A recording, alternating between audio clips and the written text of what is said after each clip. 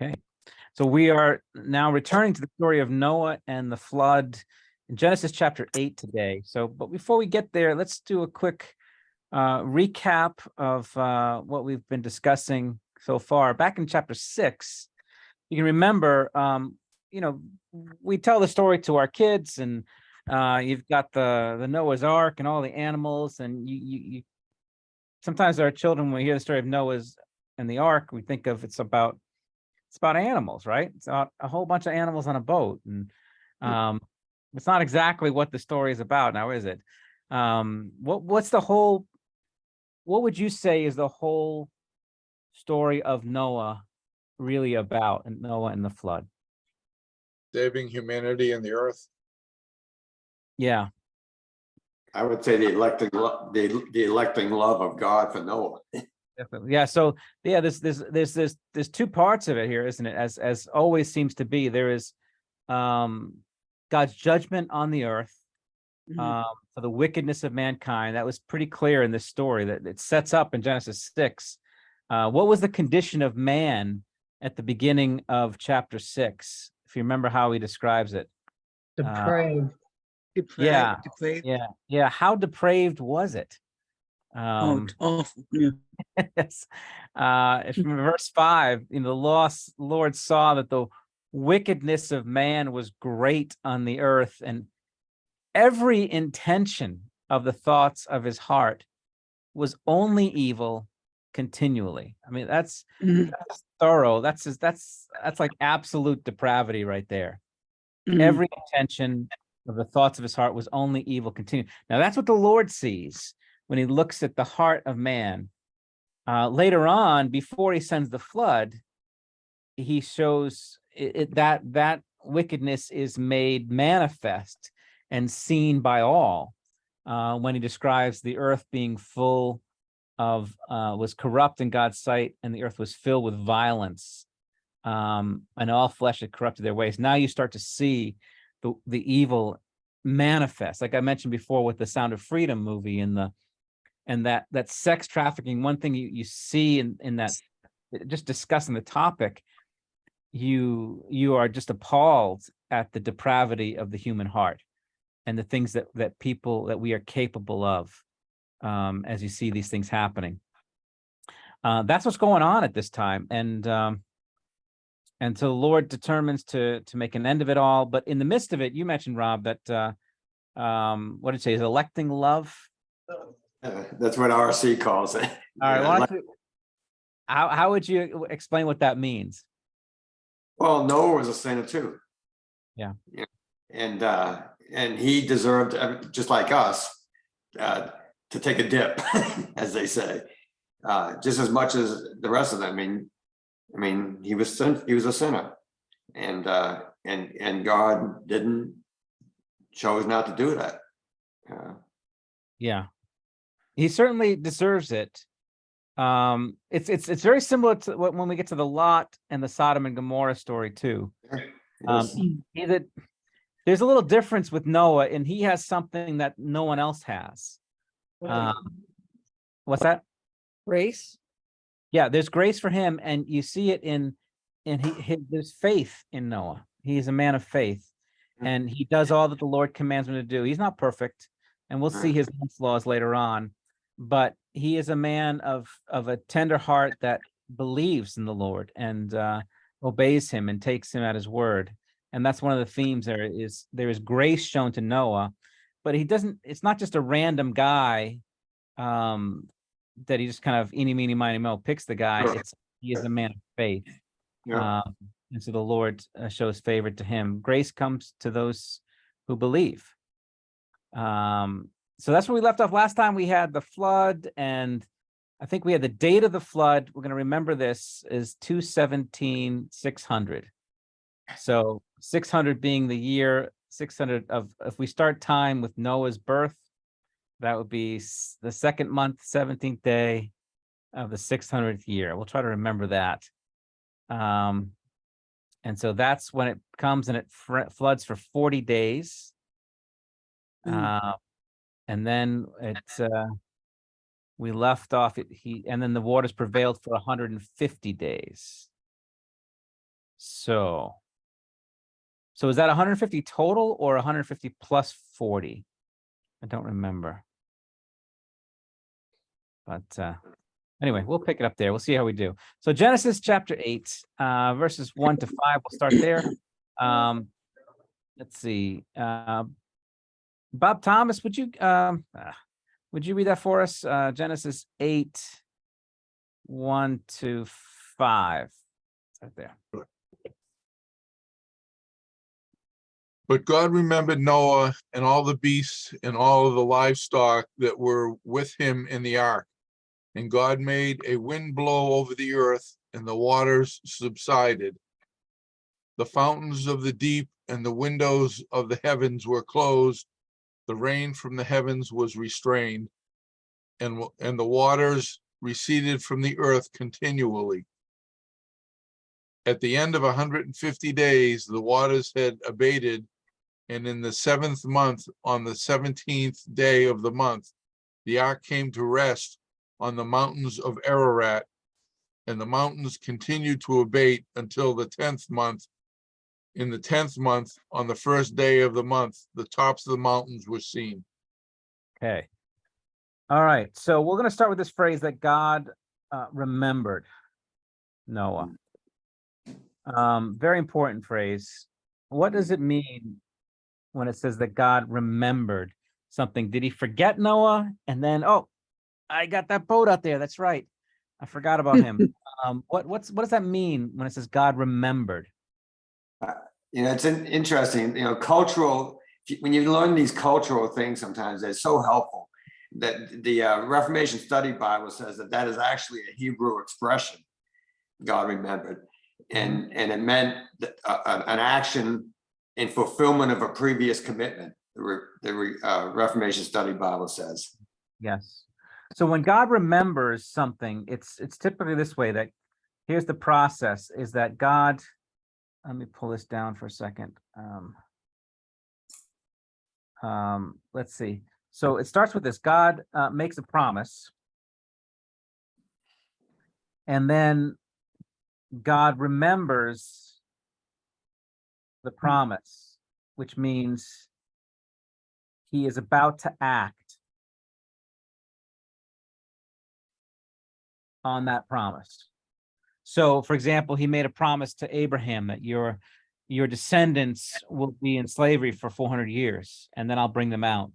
And then in the Exodus, it says God remembered Israel. He remembered his promise. That means he's about now to act. It's now time for him to act on that promise. And so God, we come to this point in chapter 8 where God has made his promise to Abraham, to Noah, that he would deliver him from the flood. The flood would come, but he would deliver him. And now he's about to act upon that. Judgment has been fulfilled, and he's going to now show his grace once again. So let's talk about let's look at the timeline of this here. We'll start here. Well, actually, before we get to that, there's something interesting. Verse 1. How does God settle the waters and cause them to recede? Blows them away. Yeah. God made a wind blow over the earth. By the way, the word wind, do you know what that word, the significance of that particular word in our narrative so far? So the word wind is the same word as breath. It's also the same word as spirit. And so you're calling it back now to where have we seen the wind, the spirit over the waters before? When God had Go ahead, Teresa. Genesis 1. Yeah, it's the callback. I think it's Genesis 1:1, is it? Or 1:2, I can't remember. Here it says 1:2. 1:2. When God, we're now entering sort of the the new creation. He's doing it again. Remember, so the judgment was sort of bringing things back to the same watery mass that you saw in Genesis 1:1. At the very beginning, the earth was formless and void. There was emptiness. There was no life. It was darkness. And now the Spirit of the Lord was over the waters. And then he begins his work of creation. Now we come back to that, where the water has collapsed again, and we're brought back to that watery mass once again. And now the wind blows over the earth. The Spirit is back, and the waters begin to subside again. We're coming back to a second creation now. And so he says here, what happens next? Verse 2. The fountains of the deep and the windows of the heaven were closed, and the rain from the heavens was restrained. Okay, so the fountains and the windows of rain are closed, and the waters recede from the earth continually. So let's get a little timeline for the flood here. So we started with, okay, the flood came of the flood. The flood started, what did we say, 217? 600, yeah. 217, 600. The flood starts. When we said it was 40 days of rain, Right. so that would bring us to 327, 600. Mhm. Rain stops, but it's a total of 150 days that the waters cover the earth. Do you know if that was a leap year? Yeah, they had such a simple calendar back then. It was like 12 months, 30 days a month. There you Yeah. go. Yeah. 600, and then it was 150 days. So it would be, they said it was seventh month, Yeah. 17th day of the month is when the Water ark- receded. the ark rests on the mountains of Ararat. Mhm. And then the waters continue to abate until the 10th month, on the first day of the month. So it's 10/1, 600. The waters completely recede. Okay. The tops of the mountains were seen. Okay. Okay. All right, I'm confused here. So it's in the 7th month, the 17th day of the month, the ark came to rest in the mountains of Ararat. I guess that must have been like the highest mountain, and then finally they can see all the tops of the mountains by the 10th month. Is that about right? Yes. All right, okay. I've seen, okay. All right, you'll notice how things are flowing here. So we have this, it's coming back to creation. And just like the creation story, where does it begin? Where does Noah begin this new creation? If you notice, it's on the mountains. It's in a high place. Just like Eden, if you remember, and we're not told in the story in Genesis, but later on, Eden is referred to as the mountain of God, that it's a high place. And so here we are starting once again in a high place. So much of this is going to call back even the next chapter when you get into the fall of Noah and the curse of Ham and Canaan. You see another so similar to the creation story. We're coming all full circle again. And right. after all the chaos of the waters, Say that again. I'm sorry. and it was after all the chaos of the waters. Yeah. The The waters hadn't separated, it was all water. Yeah, so the waters here are being, so we do have a separation. We have the waters. First, we have the the separation of the waters above from the waters below, we see that again with the closing of the windows and the closing of the fountains. So that separation here, and then you see the waters receding, like on day 3 with the separation of the waters again, the ground appearing once again. So it is kind of a recapturing of the first 3 days of creation. Mm. And then you're going to have, of course, the fish are always going to be there. Then you have the release of the birds on the 5th day, and then you've got the animals coming out on the 6th day. So it's kind of recapturing that. Let's pick it up from here. Let's see, Elizabeth, would you get the next paragraph for us? 6 to 12. At the end of 40 days, Noah opened the window of the ark that he had made and sent forth the raven. It went to and fro until the waters were dried up from the earth. Then he sent forth a dove from him to see if the waters had subsided from the face of the ground. But the dove found no place to set her foot, and she returned to him to the ark, for the waters were still on the face of the whole earth. So he put out his hand and took her and brought her into the ark with him. He waited another 7 days, and again he sent forth the dove out of the ark. And the dove came back to him in the evening, and behold, in her mouth was a freshly plucked olive leaf. So Noah knew that the waters had subsided from the earth. Then he waited another 7 days and sent forth the dove, and she did not return to him anymore. Okay, now we're kind of coming back. So this first paragraph is sort of the overall timeline, but now we kind of zero in on some of the events that happened in that time period here. So the end of the 40 days, what date would that be?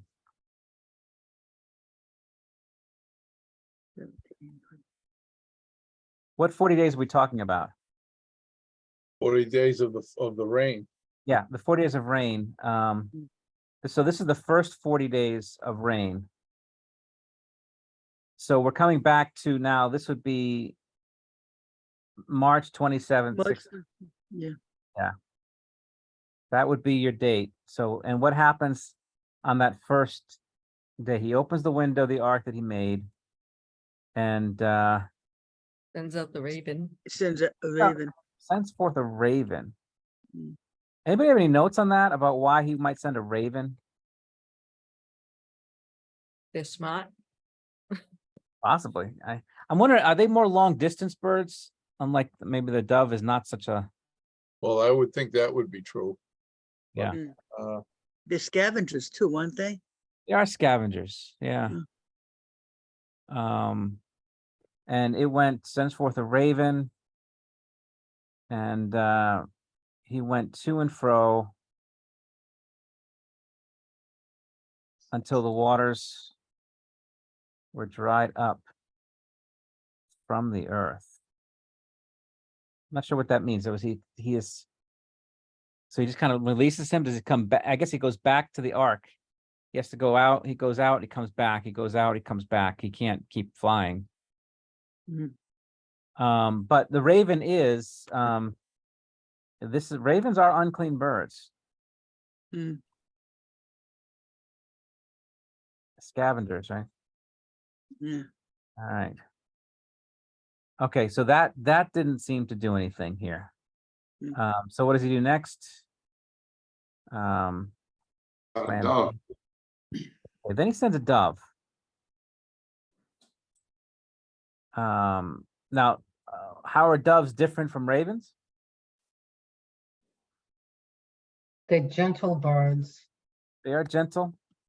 They are also clean animals. They are clean birds. They are not Why are scavengers. they clean and ravens not? I think it's because ravens are scavengers. Anything that typically anything that has connection to death is considered unclean. So like that's why priests were not permitted to touch dead bodies and things like that. Yeah. Doesn't mean that they're sinful and bad. It just means that they are unclean. So that's an interesting category in the Old Testament. You have a lot of rules regarding being clean and unclean, and they're different from being sinful and and righteous. It's a different category. So someone can be ceremonially unclean and still be righteous. Like a woman who is menstruating is considered unclean, but she's not unrighteous. She's just unclean. A man who just buried his father and has to deal with the corpse is considered unclean. He's still righteous, but he's just unclean, which means he can't come into the presence of the Lord while he's unclean. So any of the sacrifices always had to be clean animals. So doves were permitted to be sacrificed, but ravens would never be a sacrifice to the Lord. So we have that distinction, but now he sends out a second kind of bird here, a dove.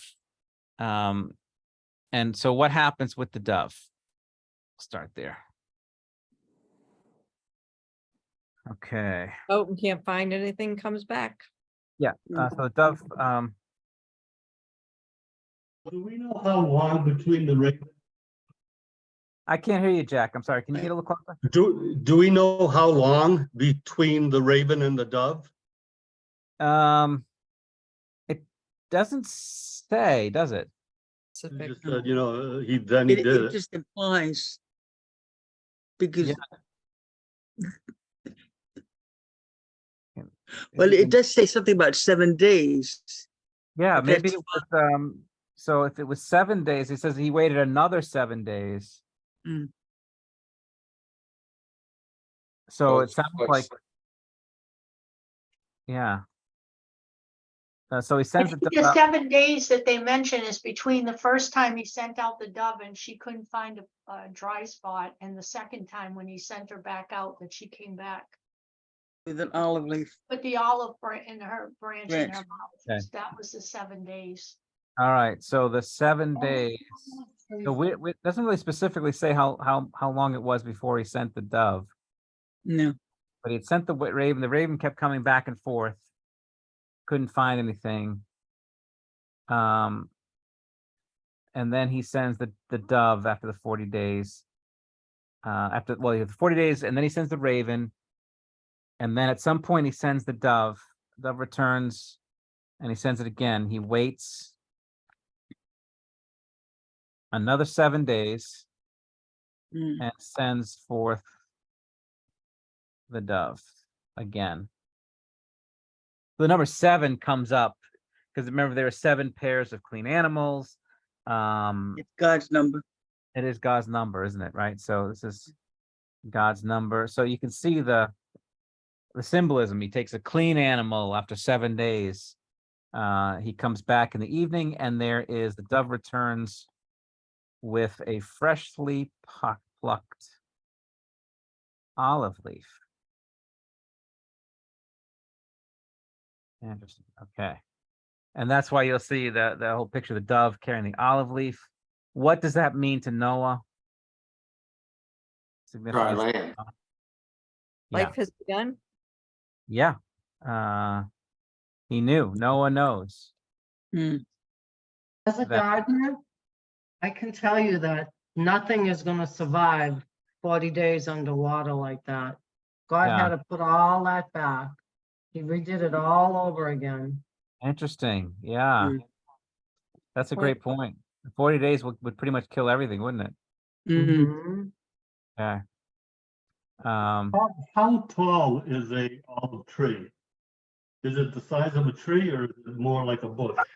I don't know. Does anyone know? Any gardeners out there know how tall olive 'Cause trees are? I'm just wondering if the bird could come back with an olive branch and the tree could still be underwater. Maybe if it that's was what- The tops of the tree. the top of the tree, yeah. That's a good question. The other question is how high do olive trees grow? I mean, are they as far as like at what elevation do they grow? I mean, you have the Garden of Gethsemane, wasn't that there was there were olive trees up there, weren't there? And that's on like a hill. I Googled it. It says between 20 and 30 feet. Okay. That's how tall the trees are. Okay, so olive trees grow 20 and 30 feet. 20 and 30 feet. Yeah. And you know what elevation they would grow? Does it say? I mean, how, but even so, it does, you don't see trees, especially 20 or 30-foot trees on tops of mountains. No. No, Yeah. no, there's basically a tree line where, I mean, you go up Mount Washington, all of a sudden the trees are gone. Yeah, Mm. at a certain point. So, but that's interesting. So the olive trees grow. So yeah, you're right. I think God would have to, just like he did at the beginning, he brings life forth, and it's the first one. Now, olive trees are interesting. I mean, even the significance of the olive, and why it's what were the olives typically for? What was the purpose of olives? Oil. Yeah, predominantly for the oil. I mean, you'd eat them, but really predominantly their value was in the oil that you'd get from crushing them. Yeah, you, And so- you actually can't eat them until you ferment them, can you? Olives. I don't think you can eat them raw. Oh, that's a good question. Yeah, you're probably right. You're probably right. I've never eaten a raw olive. Mm. And so yeah, that would probably be true. So you have these fruits that in order to be eaten, you don't just eat them fresh off the tree. They have to be crushed or fermented. They have to be treated, and the olive became sort of a symbol of sort of the suffering, the crushing of the soul, that's pressed, that's put in the olive press, and brings forth something of great value. Isn't, isn't the oil representative of the Holy Spirit too? Yeah, you're right. The anointing oil. So the olive tree is interesting. This is the there's so much significance to olives. Olive oil is the anointing oil that symbolized the Holy Spirit.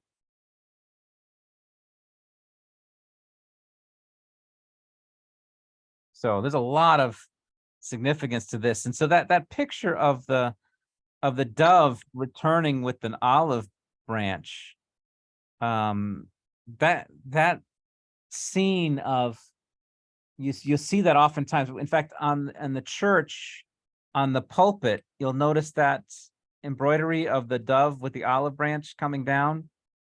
Mm. And that's actually supposed to symbolize the baptism of Christ, where you have the cross is in the water, and Jesus is in the water, and the Spirit coming down upon him like a dove. And so you have this scene here of a dove returning with a freshly plucked olive leaf, coming back to Noah, who's on the ark. Just like that picture of Christ in the baptismal waters and the Spirit coming upon him like a dove, showing, really symbolizing God's peace and favor once again, that he's at peace with God. He knows the judgment is over. God's wrath has been satisfied. And it's a new day. It's a new day of grace for him. The day of judgment is over. Now it's a day of salvation. It's a day of peace with God. So this would actually be the first symbolization of a dove being the symbol of peace. Oh, absolutely. That's where they get it from. Yes, it's from the Yeah. scene. But unfortunately, the way that when people in the world talk about peace, what do they mean about the dove? What kind of peace we're talking about for people in the world? From war. War. Yeah, peace among ourselves. Yeah. But that's not what Peace. the dove symbolizes, is it? No. No. It's peace with God. The dove becomes the symbol of peace with God after his wrath has been satisfied. So God's wrath and fury against sin has been poured out now, and now there's peace. And that's the whole picture of the cross. Is Christ comes, he satisfies the wrath of God for us. And now we have peace with God through him. It's just a beautiful picture of it. And so the dove symbolizing the Holy Spirit, the Spirit that cries out, Abba, Father. You're no longer have a spirit of slavery and of fear. You now have a spirit of sonship, by which we cry, Abba, Father, in Romans chapter 8. So there's just a lot of powerful symbolism in the scene here. And Alright. it's interesting where the olive became a symbol of peace because while it's not dealing with God per se, on the United Nations flag, there's the olive branch. Yeah, yeah. As a symbol for the UN. Interesting. I didn't know that. Yeah. Yeah. So they always do that. They take our symbols and they twist them for their own Yes. wicked purposes, don't they? So There you go. Yes, don't amen. even get me started on the rainbow, which we'll see next chapter. So start doing that. I So know. let's pick it up here. Verse 13 to Liz, you want to get the next paragraph 13 to 19? Sure. Just, you're gonna move it for me, right? Is that big enough? How's that? Whoa, that's too big. Okay. Find it again here. Okay. All right, Genesis 8:13. Let's start there. In the 601st year, in the first month, the first day of the month, the waters were dried from off the earth. And Noah removed the covering of the ark and looked, and behold, the face of the ground was dry. In the second month, on the 27th day of the month, the earth had dried out. Then God said to Noah, go out from the ark, you and your wife and your sons wives with you. Bring out with you every living thing that is with you of all flesh, birds and animals, and every creeping thing that creeps on the earth, that they may swarm on the earth and be fruitful and multiply on the earth. So Noah went out, and his sons and his wives and his sons' wives with him. Every beast, every creeping thing, and every bird, everything that moves on the earth went out by families from the ark. Great. All right. Let's come back to our timeline again. Let me pull it back here. So we had our timeline of flood. I'm going to copy this and bring it down and add some dates to it here so we can get a sense. All right. So we had the timeline of flood, and then so we left off with, so the flood starts on February 17th, 600. The rain stops on March 27th. July 17th, the ark rests on the mountains of Ararat, and in October 1st, 600, the waters completely recede, and the tops of the mountains are seen. So is that completely recede? Maybe you say recede. How about that? The waters recede. I think you're correct here. Because it doesn't completely recede until what's the next date given now? January 1st, 601. First 601. The waters are dried from off the earth. Waters dried from off the earth. Okay, Noah removes the covering of the ark.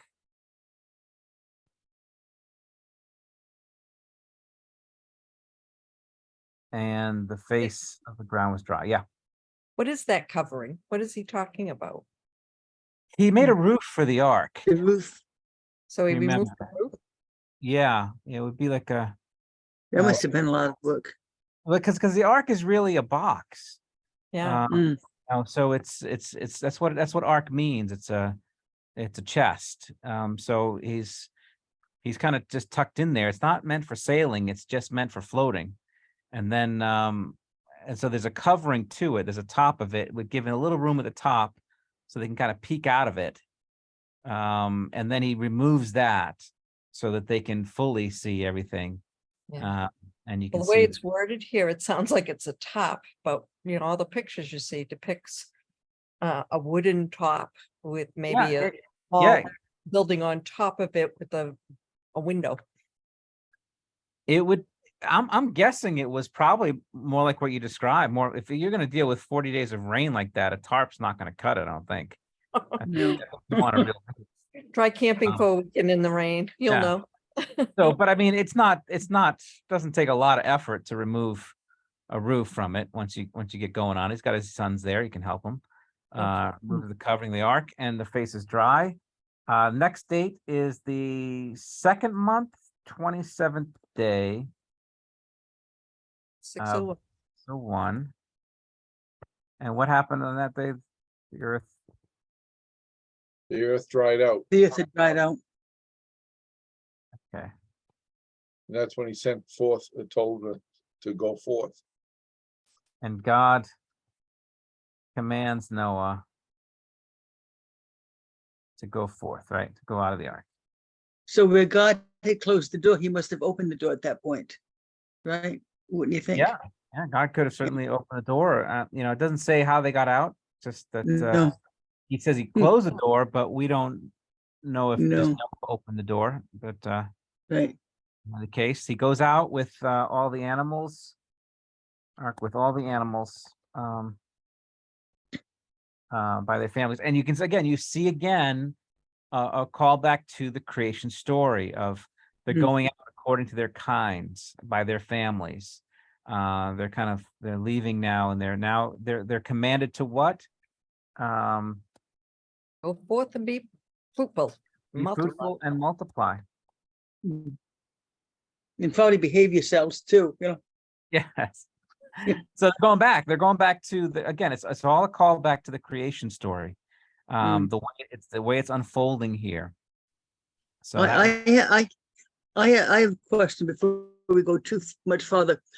The Bible doesn't address this per se, but I was just wondering, when he sent the dove out for the last time and she didn't return. Yeah. The Bible says, don't doves mate for life? I was wondering if the mate went with her at that point. Do you know what I mean? that's a I mean, question. somehow Wait they got another together, 7 but days. And sent forth the dove, and she did not return to him anymore. I don't know that? I tell you what, I have to tell you a dove story here. We had oh, yeah. a funeral. We had that. I told you about the senior housing place that we do our worship service at. Yeah. And they had a funeral for 2 residents. One of the men had committed suicide. Another woman who had died just from really bad health. And so we had a wedding for the two of not a wedding, a funeral, sorry, for the 2 of them.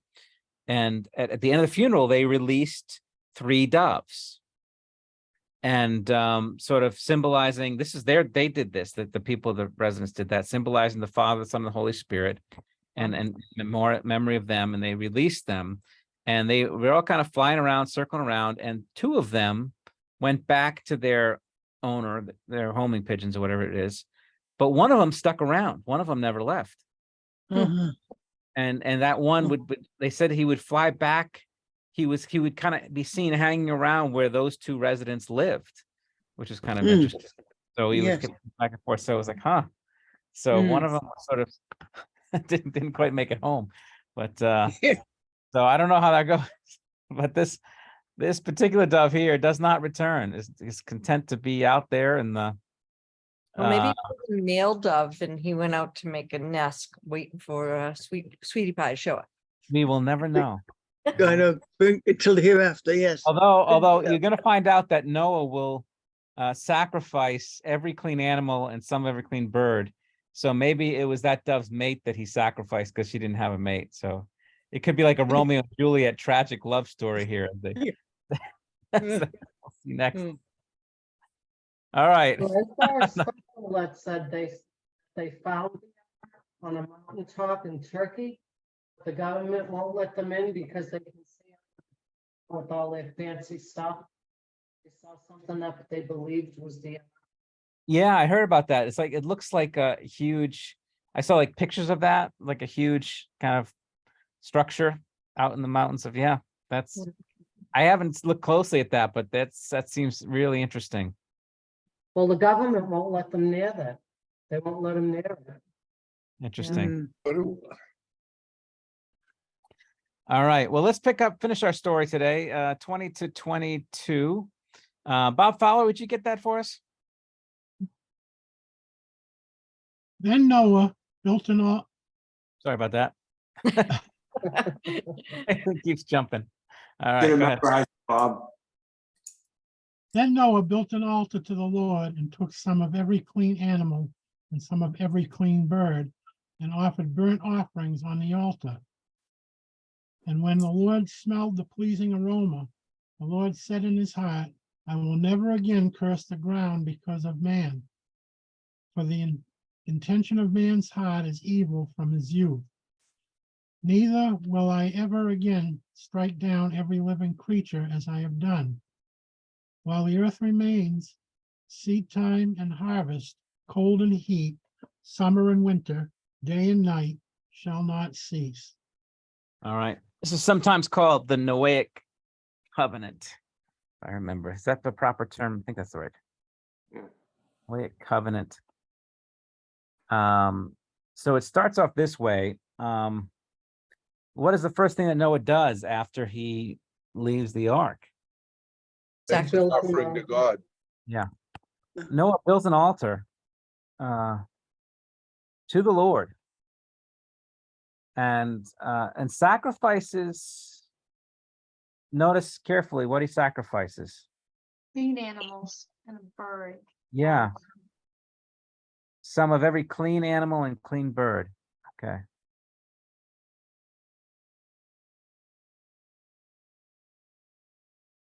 Every clean bird. Remember, you say, how could he? I thought they only had 2 of each kind. Wouldn't that wipe out the race here? They had 7 of the clean, Yeah. Yeah. Remember, he took 7 pairs. 7 pairs. So he probably took a pair from each of those for sacrifice. So Mm. each clean. Except the doves, he only took one of them. Yeah. All right. And when now what's interesting is the Lord smelled the pleasing aroma. Mhm. What's pleasing about this? Why is this just Lord loves the smell of burning flesh? What's going on here? What does that mean? He smelled the pleasing aroma. He was great. He was, I don't want to say thankful, but he acknowledged the fact that Noah was doing this in honor of him. Yes. This Obedient, yeah. this is a sacrifice of faith by Noah. That's what's pleasing about it to the Lord, because he is careful to first off offer the kind of offerings that the Lord requires of him. Mhm. It's according to the word of the Lord, and it is done in gratitude for what the Lord has done for him. So there's this. It's very similar to Abel's offering to the Lord. He's offering blood sacrifices. Yeah, go ahead. I was gonna say, they haven't received the law, at this point. It comes in Exodus and Deuteronomy the second time. So he really had to have been faithful to really understand what was necessary. Yeah. Now keep in mind too. Don't think that everything that God gave Moses in Exodus was suddenly new for the people. Right. It's codified there, but these are things that Abraham understood. These are things that Abel clearly understood, that the blood sacrifice for sin is essential to that. Yeah. And you see it's codified for us in Exodus, but that would have been understood before then. They would have known that. Killing of the animals to provide clothing for Adam and Eve after they sinned. Yeah.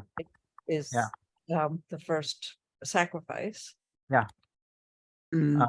It's pleasing to the Lord. It's an act of faith on Noah's part, because specifically it's to the Lord as opposed to any other god. And there were all sorts of gods at that time that people would have been sacrificing to, and typically, they typically sacrifice to their gods is their children, is what they often end up doing. This kind of that kind of blood or slaves or people they sacrifice. The earth's full of violence and bloodshed, and here he's sacrificing those animals whom the Lord has set apart for that.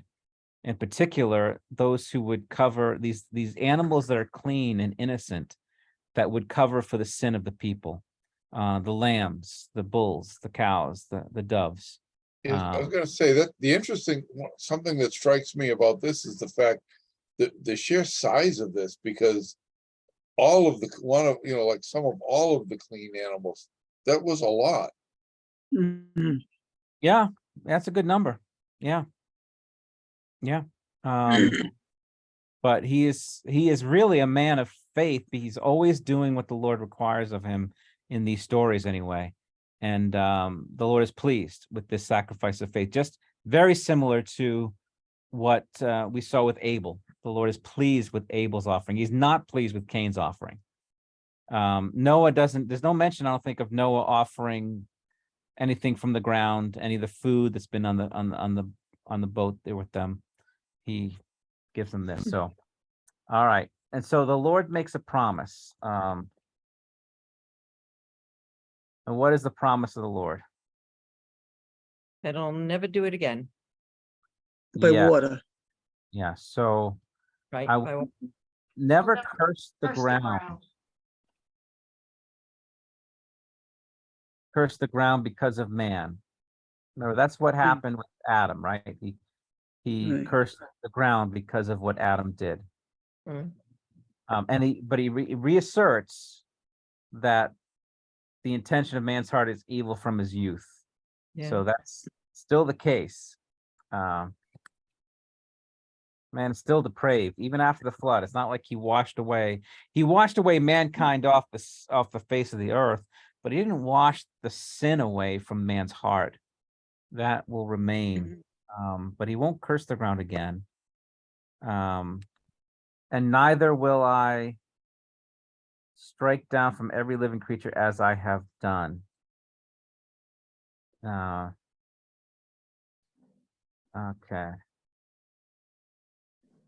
Every living, Pastor, yes. there's often a debate as to whether man is intrinsically good or bad. And this kind of shows that man is bad from the beginning. And the man's heart is evil from his youth.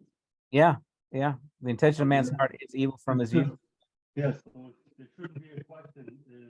Can you come a little closer, Jack? I'm still having trouble hearing you. Sorry, there should not be a question as to whether man is intrinsically good or bad. It's right there. Yeah, I mean, I would say this: man is intrinsically corrupt. We've been made in God's image, and so there is a worth to us, a value to mankind. On the other side, we are depraved, sinful from the time we're conceived. We sin because we're sinners, and the intention of our hearts is evil from youth. I don't think we have to argue that. I mean, you can see that so clearly. The natural inclination of a human being is toward evil. You don't have to try to be bad. You know, the effort is required in doing what's right. That's where the effort comes in. Sin comes very naturally to us, doesn't it? Yeah. All our laziness, our pride, our arrogance, our envy, our hatred, our bitterness, all of that is just, it takes no effort to be those things. You just have to be yourself, right? Follow your heart, and you will, this is where you're going to end up. And I think that was sort of the problem in Noah's days, that everyone was following their heart. Today's problem. Yeah. Never again strike, so he will not. So while the earth, so basically, notice is he saying he will never judge the earth again? But he will never destroy the No. earth? He No, won't do it that No. way. he won't do it that way. Yeah. Basically, while the earth remains, seedtime and harvest, cold and heat, summer and winter, day and night shall not cease. So the idea is, the These are next new- judgment is final judgment like this. There won't be this kind of another time when he will wipe things off the earth again. As long as the earth remains, it's when the earth is consumed with fire, that's at the end. But until that time, until he brings in the new heavens and earth, you won't see this happen again. Which is interesting, which is why I'm very skeptical of the climate change stories. Yes. Right? Because what are they always saying? What's going to happen? We don't get flooded. We're going to have a global flood. We're going to have another flood. You know, I remember my niece, when she was in school, the teacher was talking about that, and she thankfully had been going to Sunday school at that time. And the teacher was saying, it's, because of climate change, the ice caps are going to melt and we're going to have global flooding and it's going to be a disaster. And that's why we need to do stuff. And she's like, no, that's not going to happen. He says, God promised he wouldn't do it that way. So, It's interesting that many of these same people will tell you that the global flood of the Bible couldn't have happened. yeah. So, yeah, that was, there'll be a different kind of global warming, won't there? At Mhm. the end, Yeah. some real heat. So, I think it's noteworthy to mention that he says, while the earth remains, basically the seasons will continue. So at some point, the earth is going to disappear and then we won't need cold and heat, summer and winter, or day or night. We'll be in his Yep. light. seasons and basically all these things, summer, winter, day and night shall not cease. Where does the Ice Age fit in with all of this? Yeah, that's really interesting. There are theories about that. I heard some interesting theories about this. I don't know. They a lot of people, some of these creation scientists, they have, they have their speculations, their stories of how it might have happened with the flood. That was sort of like the Ice Age. That would have been the flood. A lot of the fossilization that happened, and a lot of the ways that I don't know. It's interesting. I don't know if that's the case of how it works. But they came up with some theories about how when the flood waters burst forth from the deep, that in some parts of the world that translated into ice and snow, which is kind of interesting. I don't know. I mean, part of it is the difficulty you have is that whether it's all the scientists are making up stories. None of them know what happened. Yeah, Theory. It's all Theories, yeah. speculation. Everything you hear is speculation, and it always drives me crazy because I was reading an article about what science. I'm a big believer in science, real science, where you test things and if you read a real scientific article, it's very humble. It's very tentative. It's like, we think we may have discovered a drug that might cure Alzheimer's, and it's been tested on this, and they're very careful what they say. They're very, very careful. They do tests and multiple tests, but we still need to do more research on it before we come to any conclusions. Very humble.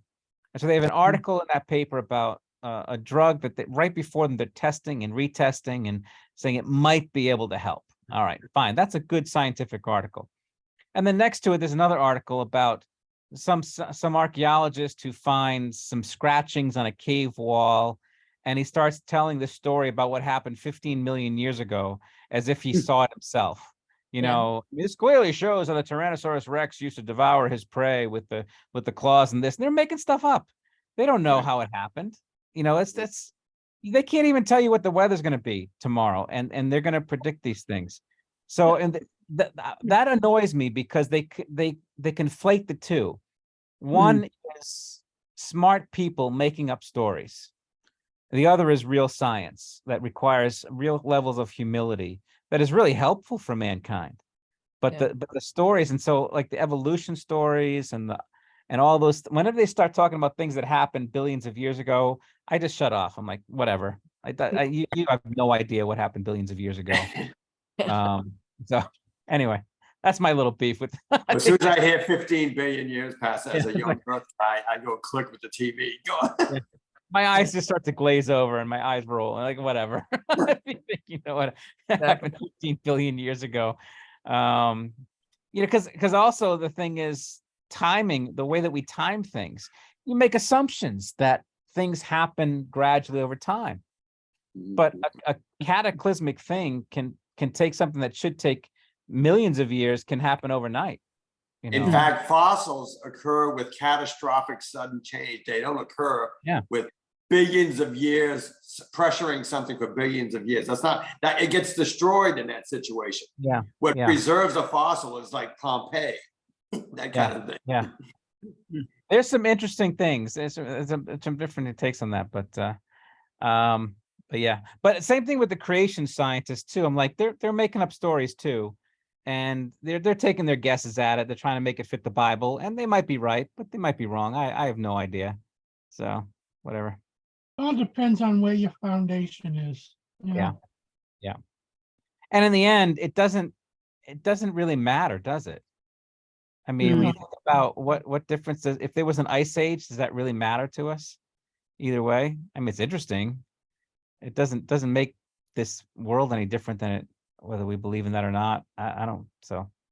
For as Anyway, far back as I can remember, there was always something going on with the world, climate wise or environmentally wise, that was gonna wipe us all out. Do you remember acid rain?